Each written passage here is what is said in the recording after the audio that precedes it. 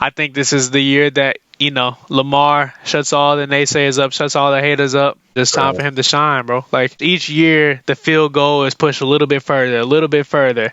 After he gets that, a little bit further. It ended up he being the youngest Heisman winner ever. And then you see what he's doing in games, hurdling defenders, making people run into each other like it's Charlie Brown football out there. Like, and he's just drawing the plays up himself. It's ridiculous. He had an arm on him too. I don't see why you and I and every other fan that was watching him at the time knew that those skills are transferable. But yet, as soon as the draft and stuff go on, as soon as everything happened, I don't know, you can't be a running quarterback and be successful in this league, or he has to develop an arm or better pocket presence. When he was in the pocket, dancing circles around those defenders, right? So Then what happens? He gets drafted. Mind you, the last draft pick of the first round, a former Heisman winner, the last draft pick of the first round. That's crazy. And within itself, they wanted him to run the 40 and was saying, he'll be a great defender, or he's an athlete. He's a Heisman winner at quarterback, point blank, period. A Heisman winner, 2-time ACC player of the year in 16 and 17. So to have him go through the whole draft process and the combine, making him or wanting him to run that's why he didn't run the 40 in the first place, right? Everybody knew his speed. He knew his speed, but he's a quarterback. Exactly his point. That's the whole reason he even went to Louisville, because Louisville said, you're going to play quarterback here. He proved everybody, all the haters, wrong in college, went to the pros. They're saying, I want you to be a wide receiver, all that stuff. Now, Ravens took a chance on him, and exactly what he said when he walked out there, he said they're going to get a Super Bowl out of him. So he goes in his rookie year, does decent, takes to the playoffs because Joe Flacco's injured. So he comes in there, sustains like the good foundation of the season already built off from Joe Flacco and everybody. Takes to the playoffs, but they lose. Second year, that's his breakout year. 2019, unanimous MVP. I think that's only happened once before. Broke Michael Vick's rushing record in a single season. So now it went from, can he be a winning quarterback? Can he lead a team to the postseason? He led a team to the postseason. They had the first round bye, number one team in the AFC North. They lost, and then and then he was dealing with injuries. Can he stay healthy?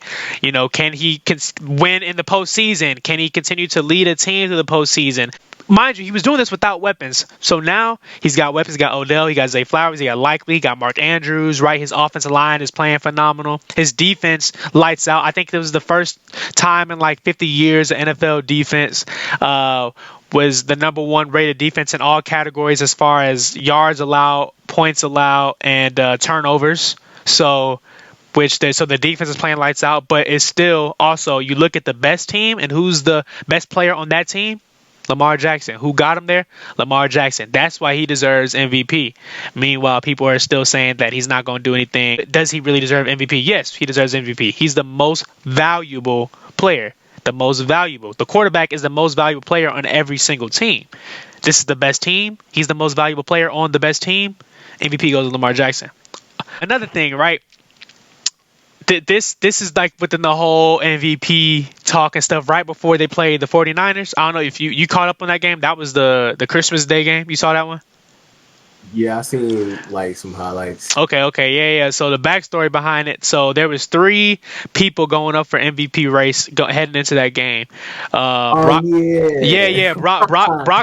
Purdy. Yeah, who when Cam said, he was a game manager and he said Lamar's. Yeah, right. But Brock Purdy, CMC, and then Lamar. I mean, at first, odds were in Brock's favor. I mean, he's got weapons around him. He's still playing really, really well. But he wasn't playing well when the lights were on, man. When everybody was watching, he threw 4 picks. And I know, people say, like, some of those picks were unlucky or whatever. But as a former defensive player, bro, like, we planned those tip drills and stuff like that. Like, that's part of the game. Like, it's still a stat that has to go. It sucks, but that's just how it is. Sadly, Brock didn't have his best game. But Lamar outshined everybody. All those future Hall of Famers that were on that field, those Pro Bowlers that were on that field, both sides of the ball on both teams. You have Fred Warner and Roquan Smith. One plays for the 49ers, one plays for the Ravens. Both all-pro first-team linebackers. You had Lamar Jackson. You had Christian McCaffrey and George Kittle, both first team offensive weapons.